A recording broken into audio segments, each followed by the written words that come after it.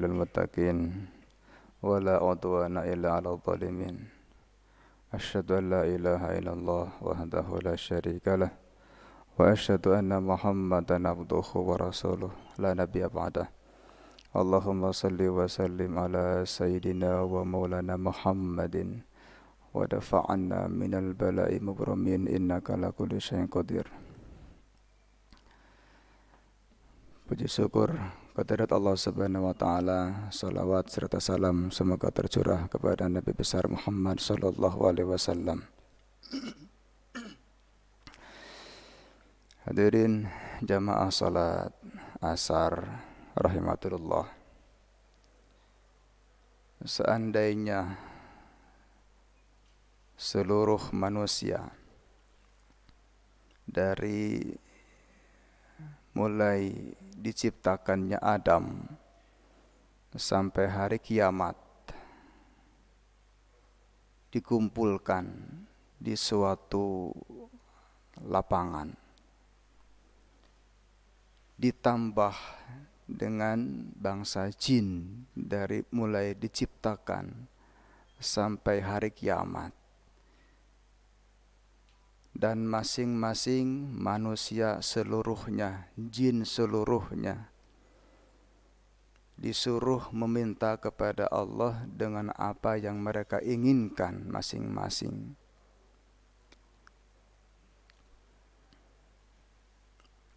Kemudian Allah mengabulkan permintaan seluruh manusia dan seluruh jin itu.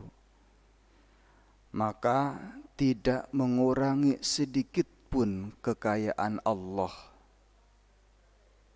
kecuali seperti jarum yang dicelupkan ke dalam air laut kemudian diangkat lagi. Air yang nempel di jarum itulah yang dipinta oleh seluruh manusia dan seluruh bangsa jin. Sementara kekayaan Allah adalah seperti lautan. Ini menggambarkan bahwa kekayaan Allah tidak pernah berkurang sedikit pun, walaupun diminta oleh seluruh makhluknya di alam semesta ini. Tidak akan pernah habis. Oleh karena itu, kita sebagai manusia yang diciptakan oleh Allah dengan kadar yang sudah Allah tuliskan, jangan merasa putus asa. Jangan merasa bahwa Tuhan yang kita sembah itu pelit karena saking susahnya dipinta. Saking susahnya kita hidup.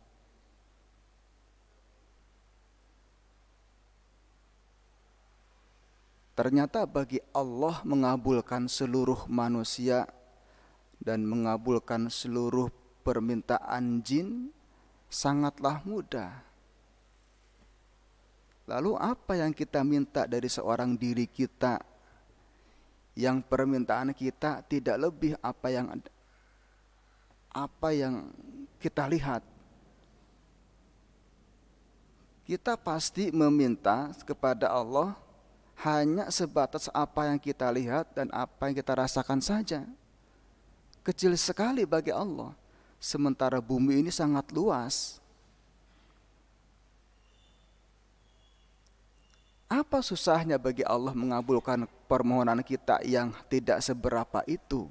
Tapi kok susah amat yang kita rasakan ini. Sedih amat hidup ini dengan berbagai macam permasalahan yang dialami oleh manusia.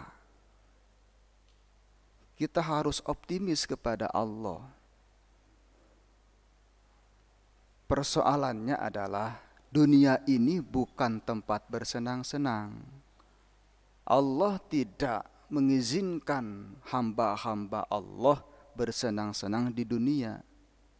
Sehingga semua keinginannya dipending, ditahan.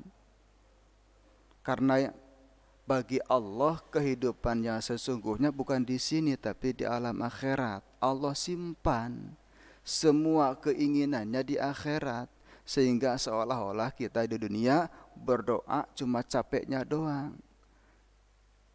Jadilah putus asa. Pergilah ke dukun, saking susahnya tuh jualan, akhirnya pakai pelet-pelet dukun gitu ya. Gak sabar. Padahal di situ nilainya kita punya tiket untuk masuk surga. Bagaimana bisa masuk surga kalau kita tidak punya nilai pahala sabar? Bagaimana bisa masuk surga kalau kita tidak punya pahala tawakal? Dalam hadis lain disebutkan bahwa terkadang Allah tidak ingin menghapus dosa seorang hamba itu lewat sholatnya, lewat puasanya, lewat sedekahnya, lewat baca Qur'annya. Tapi terkadang Allah ingin menghapus dosa seorang hamba itu lewat susahnya dia nyari rezeki, susahnya dia dikabulkan doa. Lewat kesabarannya Allah hapus dosa-dosanya. Bukan lewat sholatnya, lewat sedekahnya. Bahwa sholat bisa menghapus dosa, ya. Bahwa sedekah bisa menghapus dosa, ya. Puasa juga, ya. Tapi terkadang dalam hal-hal tertentu, dalam situasi tertentu Allah tidak ingin menghapus. Amalan itu tetap jadi amalan yang tertulis, tapi Allah tidak ingin menghapus dosa-dosanya dengan cara itu. Allah ingin menghapus dosa-dosanya dengan cara dibikin susah hidupnya. Ujiannya bertubi-tubi. Nah inilah yang harus kita pahami dulu, supaya dalam menjalani hidup ini tidak stres. Minimal kita sudah punya ancang-ancang. Kalau kita berpikir bahwa hidup itu manis dan kita sudah merasakan manisnya, tatkala bertemu dengan pahit kaget, stres.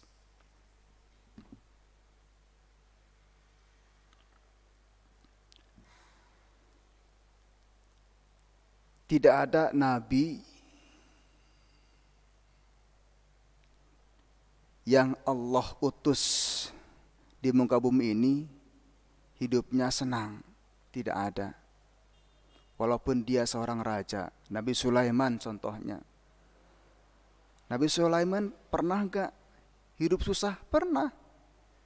Suatu saat dia punya istri, istrinya ingin dibikinkan patung untuk mengenang ayahnya. Lama-lama Sulaiman pergi, 40 hari ada tugas. Istrinya bersama teman-temannya malah menyembah patung itu. Akhirnya Sulaiman dihukum jadi nelayan selama beberapa tahun. Jadi nelayan biasa, jadi rakyat biasa, gak punya duit, harus usaha nelayan dulu kalau pengen hidup, pengen makan. Susah dulu sama. Nabi Yusuf sebelum jadi raja apa? Dizolimi oleh saudara-saudaranya sendiri. Habis itu udah gede dipitnah oleh Zulaikha, dipenjara lagi.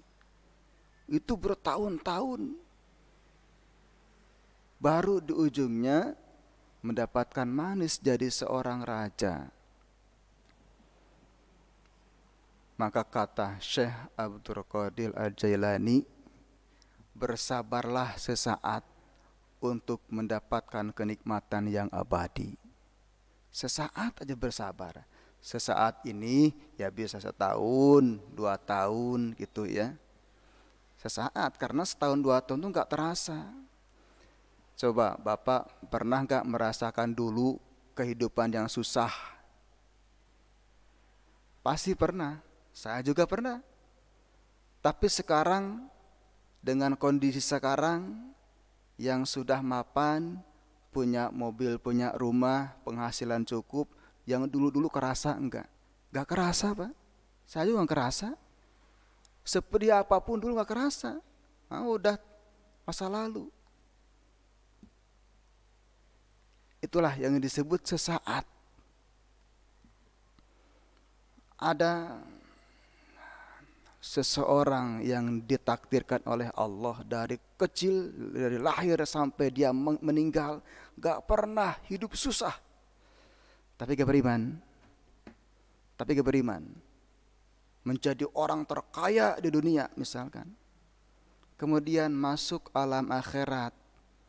Begitu masuk alam akhirat yang lihat neraka, ditanya oleh Allah, bagaimana pendapatmu? Bagaimana yang kamu rasakan di dunia, yang kamu gak pernah susah sedikit pun? Ya Allah, kalau harus seperti ini, saya tidak pernah merasakan kesenangan sedikit pun di dunia. Gak kerasa. Kalau sudah lewat gak kerasa. Walaupun dia dari umur kecil sampai mungkin ratusan tahun di dunia, gak pernah susah. Kalau sudah lewat gak terasa senangnya, hilang semuanya. Saya seolah-olah gak mendapatkan apa-apa ya Allah di dunia, kalau harus berhadapan dengan neraka yang waktu siksanya tidak berbatas waktu. Gak kebayang udah. Di dunia udah enggak kerasa lagi nikmatnya, di hadapan siksaan yang abadi.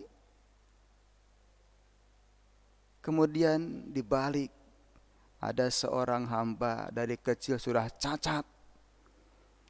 Pokoknya kalau udah cacat begitu, gak punya tangan, gak punya kaki, ngerepotin orang. Boro-boro pingin punya rumah, pingin punya mobil, pingin menikah. Hidupnya aja udah nyusahin orang. Terbenak dalam pikirannya kan ketika melihat orang bisa jalan, bisa main, dia menderita batin yang luar biasa. Pingin dia seperti itu, pingin dia naik sepeda, pingin dia naik motor, pingin dia bermain perosotan gitu ya, kayak anak-anak kecil lainnya. Menderita, dan itu seumur hidup dia rasakan. Sampai mati Allah kasih perlihatkan surga. Wahai hamba Allah, bagaimana perasaanmu ketika di dunia? Kamu kan hidup susah, menderita. Apa yang kamu rasakan saat ini? Wahai Allah, aku tidak pernah merasakan sedikit pun kesusahan. Kalau yang aku dapatkan sekarang adalah pemandangan seperti ini, sedikit pun tidak pernah merasakan kesusahan. Maka rugi orang yang terburu-buru mengambil jalan pintas dalam hidupnya dengan cara berbohong, mencuri dalam mencari nafkahnya, menipu dan segala marab barang. Rugi, gak sabaran.